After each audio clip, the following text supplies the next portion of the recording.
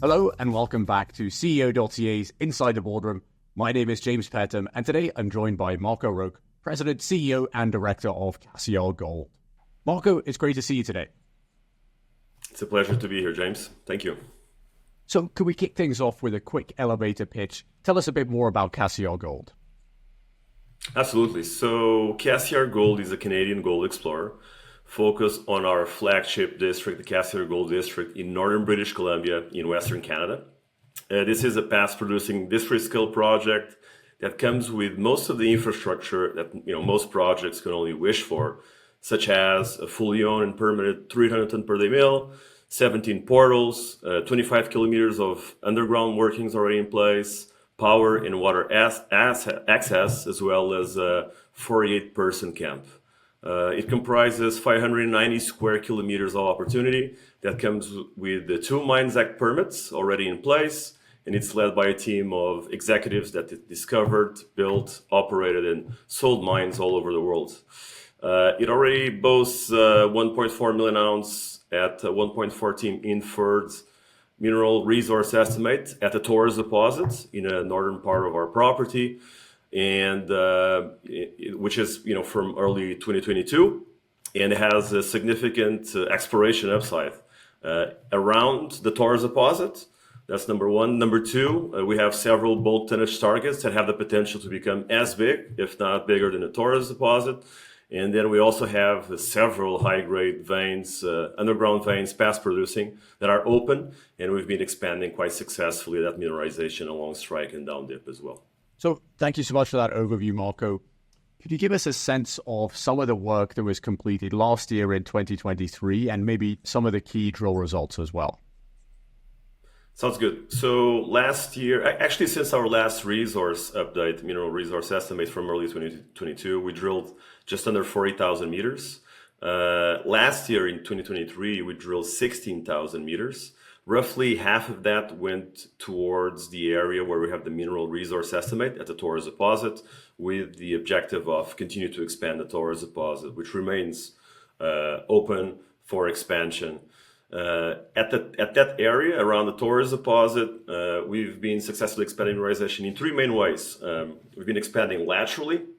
This is a net surface deposit. We've been expanding laterally, in many cases with mineralization from surface. We've also been expanding mineralization internal to the footprint of the deposit by infilling areas where there's too sparsely drilling, so there's no resource blocks. So basically areas with no drilling, expanding mineralization within the footprint of the deposit.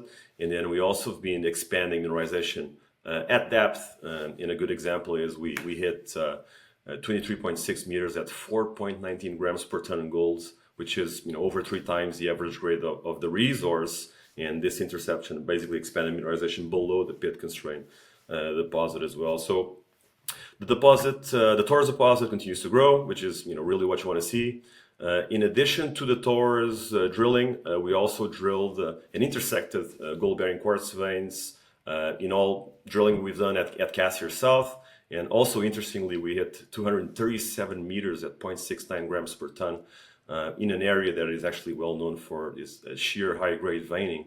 So that was a very interesting broad intercept, suggesting the potential for broader areas of mineralization there at Cassiar South.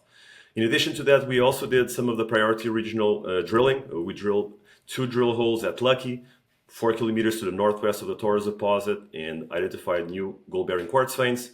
And we also drilled 6 drill holes at New Coast, which is 2.5 kilometers south of Taurus. And all 6 holes encountered mineralization. They all mineralized. And the highlight there was 95 meters at 0.9 grams per ton gold. So this really confirms the potential for additional gold tonnage style mineralization with a lot of similarities to Taurus, which is quite exciting to see. So really, it has been reinforcing our targeting concepts and our vision of really a big system, a big district here at the Cassiar Gold project. In addition to that, we also did quite an extensive field campaign, 40 square kilometers of mapping, 3 square kilometers of a soil grid survey. The soil grid survey from the east of Taurus all the way to the Snow Creek target, which is 3 kilometers to the east of Taurus. And we also completed a 12 square kilometer IP survey. So, great results. We have new gold occurrences. We have a new target, the Yarrock target, where we found the grab sample of 9.8 grams per ton gold with visible gold as well. And we have also expanded mineralization at New Coast. The New Coast corridor now, which is 2.5 kilometers south of Taurus, now is a 3 kilometer east trending corridor.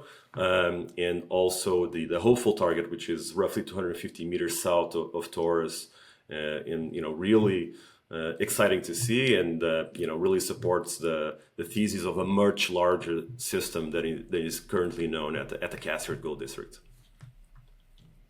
Thank you so much for that overview, and obviously lots of work undertaken over the last couple of years when you're in pursuit of a district scale play like Cassiar. You announced a private placement recently upsized to $5 million, led by insiders. Can you walk us through that process, and maybe more importantly, how will that money be put to use? Absolutely. So it's been great. Like, we received a lot of interest on this finance, well in excess of the amount that we upsized for, really. And yeah, so in terms of the use, our goal really is to go back into the field. Actually, we'll be opening camp in a few weeks, and we'll start drilling in early June, which is quite exciting. So we're looking to drill 5,000 to 10,000 meters to continue to expand the areas immediately around the Taurus deposit, continue to expand other areas we've been drilling, like New Coast, and really try to see if we can advance with a focus on expansion again and discovery. We'll also continue to add to the field campaign, so we'll continue to expand our geological map. Last year, we've completed 40 square kilometers out of the 590, so we'll want to continue to do that, as well as the surface sample coverage as well, so we can map new prospects, structures, and continue to expand the soil coverage as well as potentially geophysics. IP highlighted quite well several structures last year. We want to expand the IP as well, and we also have the potential for VLF and drone mag, airborne drone mag, which is quite exciting, and we'll use an integrated approach to continue to drive expansion and discovery in this truly massive district. Yeah, sounds like a very comprehensive work program plan for this year. It's been a couple of years since the last resource update. Is there any plans to put out an updated resource estimate this year, or are there any other milestones that you're looking to achieve in 2024? Not immediately. At the moment, the Taurus deposit remains open for expansion, so we will continue to focus on growth, and we'll continue to expand the deposit, while we keep on hitting mineralization, which is really what you want to see. Perhaps after this drill campaign that we're going to be starting in a few weeks. In addition to that, we're also working on domaining mineralization and advancing metallurgical work at Taurus, which will eventually contribute to a next technical report update and resource updates. And following that, and this is quite forward-looking, we might also see a PEA, because we have quite an exciting project with a lot of infrastructure. So we're really looking forward to see how economic studies look like, given we have so much of the things that you're looking for. Also, another aspect into a resource update is gold continues to rise, so that will have also impact on the assumptions. So we're looking forward to continue to grow and expand the project and take advantage of the entire context, and maximize the value for our shareholders there. Yeah, absolutely. I mean, you touched on rising gold prices just then. It's been a strong start to the year. Why is now a good time for investors to be paying attention to the sector? Well, the gold price has been rising massively, or quite aggressively. Like, it's quite a bit of an aggressive move in the gold price in the last few months, driven, you could give it a lot of reasons: geopolitics, inflation, indebtedness. it's quite a good, it's one of the best setups for gold and precious metals I've seen. And what's really interesting and attractive for I guess for investors in general is that the gold mining equities from the big producers all the way to the smaller juniors haven't really moved.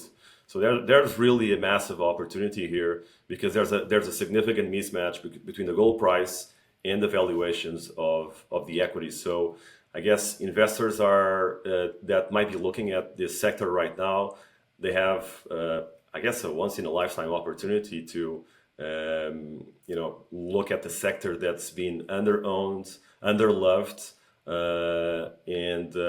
and we all know if you look at the previous cycles in this space, the returns can be truly massive. So things are at a deep discount, and eventually things will turn. The recent moving gold price in the last 6 months to the extent that we know, it's been largely driven by central bank buying. There's a lot of Asian retail as well buying. I think Western investors been kind of left out of the game, but it's never too late to come in. So I think this is a really significant opportunity, and one that can change the fortunes for a lot of people out there. Well, Marco, thank you so much for joining us today. Sounds like an exciting year ahead for Cassiar. Looking forward to hearing more updates over the year to come. Thank you so much, James. Pleasure to be here.